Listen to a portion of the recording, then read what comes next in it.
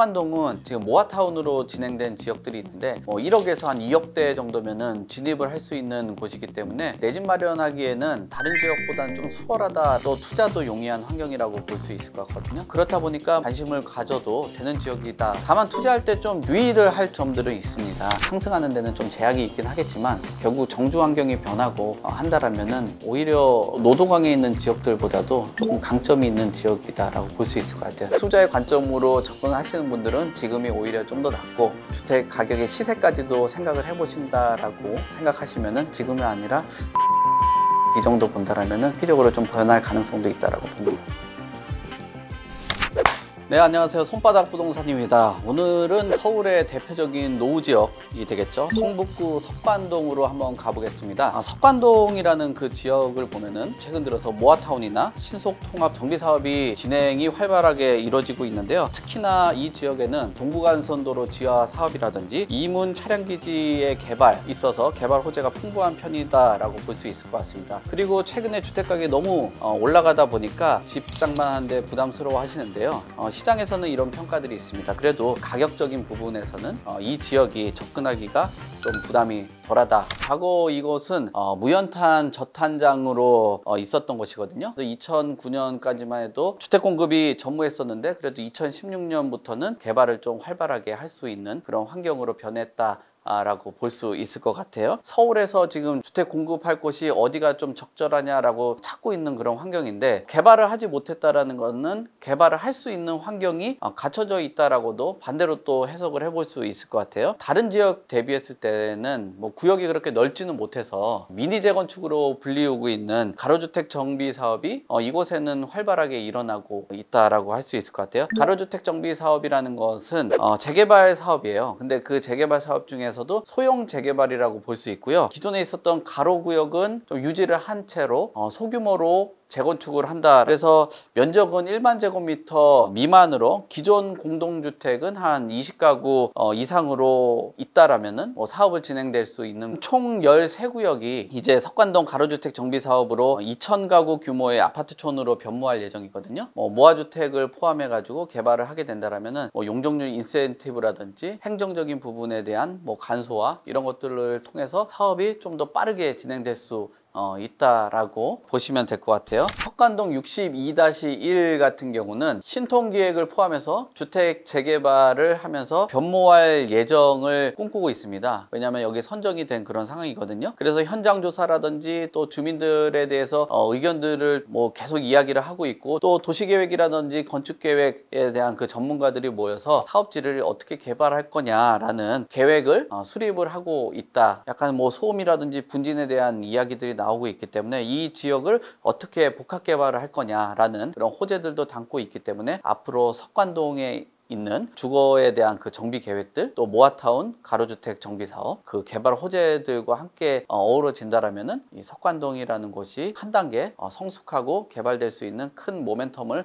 맞이할 수 있다. 그리고 이 석관동이라는 곳이 내 집 마련하기에는 다른 지역보다는 좀 수월하다라고 평가를 해볼 수 있을 것 같습니다. 또 투자도 용이한 환경이라고 볼 수 있을 것 같거든요. 석관동은 지금 모아타운으로 진행된 지역들이 있는데 1억에서 한 2억대 정도면은 진입을 할 수 있는 곳이기 때문에 타 지역 대비했을 때 기본 자기 자본이 적게 들어가는 곳이라고 볼 수 있을 것 같고요. 그렇다 보니까 많은 수요자들이나 내 집 마련하시는 분들이 관심을 가져도 되는 지역이다. 다만 투자할 때 좀 유의를 할 점들은 있습니다. 왜냐하면은 투자를 하고 내가 내 집 마련을 한다라는 거는 단순히 그 지역의 노주택을 사서 거주를 하겠다라는 것보다는 개발을 통해서 새 아파트에 들어가겠다라는 의욕을 갖고 투자에 임하는 거거든요. 근데 이 지역은 보게 된다면 입주권을 받을 수 있는 조건을 잘 확인을 해 보셔야 될 것 같아요. 재개발 사업이나 모아타운 같은 경우도 결국 권리 산정 기준일이 굉장히 중요하거든요. 그 기준점을 기준으로 두고 만약에 신축을 통한 지분 쪼개기가 일어나게 된다면 본인이 입주권을 받지 못하는 그런 상황까지도 일어날 수 있을 것 같습니다. 그리고 동의율을 보면은 30%만 가지고도 사업을 진행할 수 있다는 거는 장점으로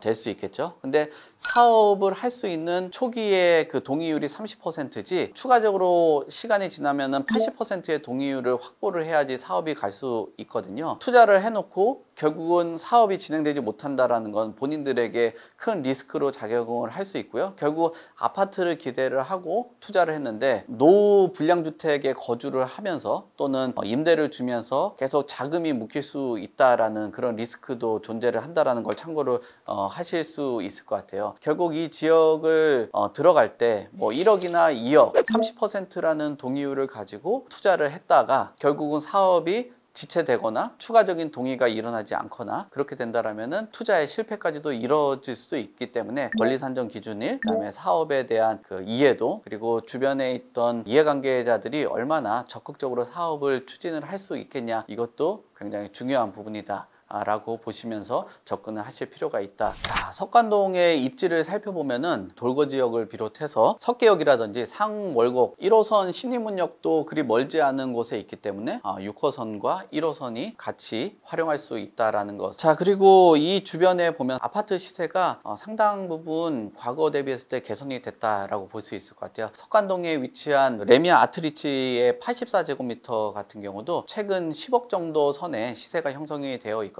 과거에 주택가격이 굉장히 급등했었을 경우에는 12억까지도 갔을 정도로 과거 대비했을 때 주택 시세가 좀 많이 올라온 그런 지역이라고 볼 수 있을 것 같고요. 석관동 신동아 파밀리에라든지 또 석관 코오롱 같은 경우도 84제곱미터가 한 9억 정도의 시세가 형성이 되어 있다.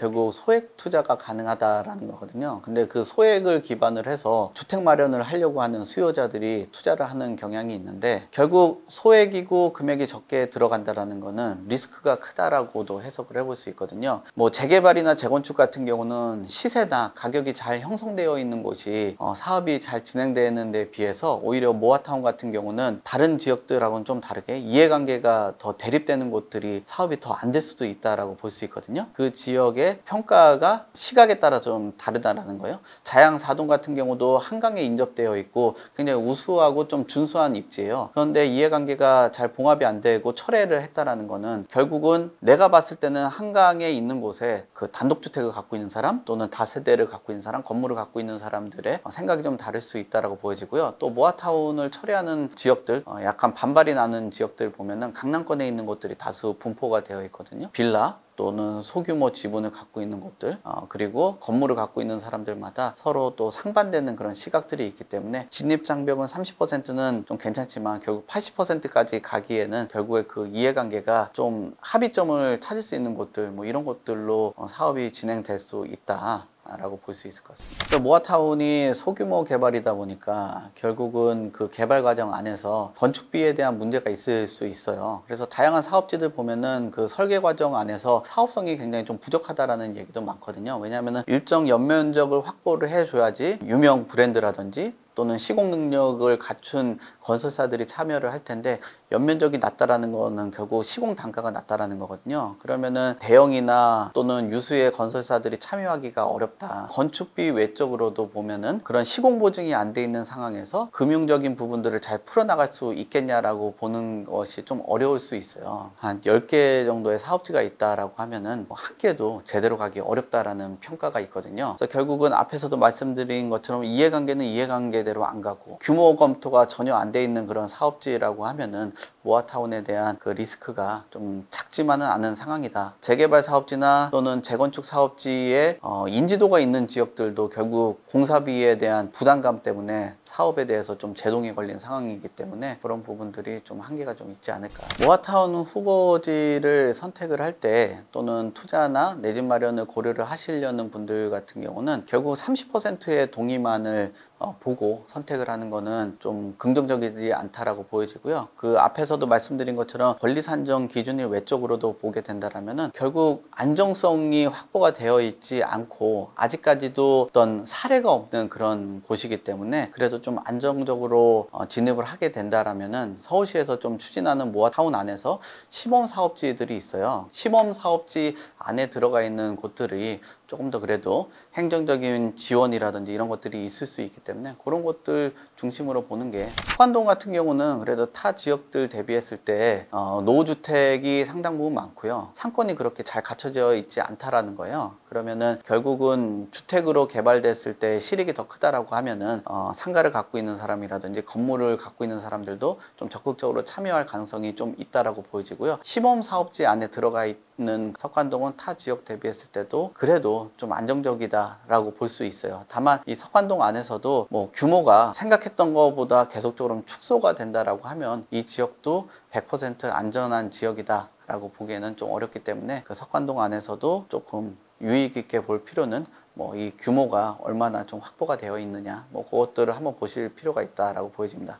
최근 들어서 모아타운으로 사업이 진행되는 곳이 번동이라는 곳인데, 번동을 그 사례로 본다라면 주변 상권이라든지 주택 가격이 너무 과하게 높지 않고 지역적으로 주민들이 의지가 좀 높은 곳, 뭐 이런 것들을 선택을 해볼 필요가 있는데 안정성이 좀 높지 않나, 뭐 그렇게 봅니다. 이 지역이 시장을 리딩하는 그런 지역은 아니다. 서울의 그 강북권의 마용성이라고 하는 그 지역을 넘어서기는 어려운 그런 상황이다 라고 보는 게 맞고, 근데 단기간이 아니라 뭐 중장기적으로 본다라면은 상승하는 데는 좀 제약이 있긴 하겠지만, 결국 정주 환경이 변하고 한다라면은 오히려 노도강에 있는 지역들보다도 조금 강점이 있는 지역이다라고 볼 수 있을 것 같아요. 다만 지금 상황에서 석관동이 리딩하기에는 상권적인 부분이나 인프라라든지 주변의 주택가격 시세나 이런 부분들이 약세에 있기 때문에 지금 당장은 어렵다. 그렇기 때문에 투자의 관점으로 접근하시는 분들은 지금이 오히려 좀 더 낫고, 주택 가격의 시세까지도 생각을 해보신다라고 생각하시면은 지금이 아니라 뭐 한 3년, 5년 뒤 정도 본다라면은 기적으로 좀 변할 가능성도 있다라고 봅니다.